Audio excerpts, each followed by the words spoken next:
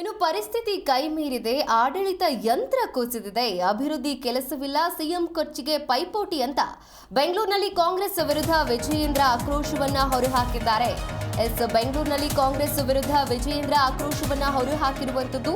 ಪರಿಸ್ಥಿತಿ ಕೈ ಮೀರಿದೆ, ಆಡಳಿತ ಯಂತ್ರ ಕುಸಿದಿದೆ, ಅಭಿವೃದ್ಧಿ ಕೆಲಸವಿಲ್ಲ ಅಂತ ಸಿಎಂ ಕುರ್ಚಿಗೆ ಇನ್ನು ಪೈಪೋಟಿ ಕೂಡ ನಡೀತಿದೆ ಅಂತ ಬೆಂಗಳೂರಿನಲ್ಲಿ ಕಾಂಗ್ರೆಸ್ ವಿರುದ್ಧ ವಿಜಯೇಂದ್ರ ಆಕ್ರೋಶವನ್ನ ಹೊರಹಾಕಿದ್ದಾರೆ. ದೇಶದಲ್ಲಿಯೇ ಅತಿ ಹೆಚ್ಚು ಭ್ರಷ್ಟಾಚಾರ ರಾಜ್ಯದಲ್ಲಿ ಆಗ್ತಾ ಇದೆ.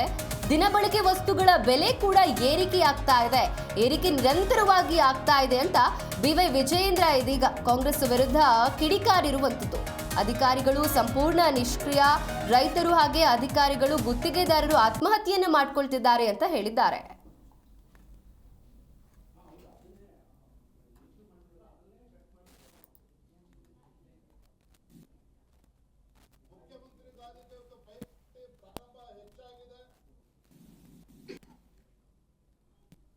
ಮುಖ್ಯಮಂತ್ರಿ ಕುರ್ಚಿಗೆ ಪೈಪೋಟಿ ದಿನೇ ದಿನೇ ಹೆಚ್ಚಾಗ್ತಾ ಇರ್ತಕ್ಕಂಥ ಪರಿಣಾಮ ಕುದುರೆ ವ್ಯಾಪಾರನೂ ಕೂಡ ಬಹಳ ಜೋರಾಗಿ ಪ್ರಾರಂಭ ಆಗೋದಿದೆ. ಹಾಗಾಗಿ ಶಾಸಕರುಗಳ ಹೇಳಿಕೆಯನ್ನು ಗಮನಿಸಬಹುದು. ರಾಮನಗರ ಕ್ಷೇತ್ರದ ಶಾಸಕರಾಗಿರ್ತಕ್ಕಂಥ ಇಕ್ಬಾಲ್ ರವರು 100 ಜನ ಶಾಸಕರು ಇವತ್ತು ಡಿ.ಕೆ. ಶಿವಕುಮಾರ್ಗೆ ಬೆಂಬಲ ಇದೆ, ಅವರು ಮುಖ್ಯಮಂತ್ರಿ ಆಗಬೇಕು. ಮುಖ್ಯಮಂತ್ರಿ ಗಾದಿಗೆ ಇವತ್ತು ಪೈಪೋಟಿ ಪ್ರಾರಂಭ ಹೆಚ್ಚಾಗಿದೆ. ಮುಖ್ಯಮಂತ್ರಿ ಕುರ್ಚಿಗೆ ಪೈಪೋಟಿ ದಿನೇ ದಿನೇ ಹೆಚ್ಚಾಗ್ತಾ ಇರ್ತಕ್ಕಂಥ ಪರಿಣಾಮ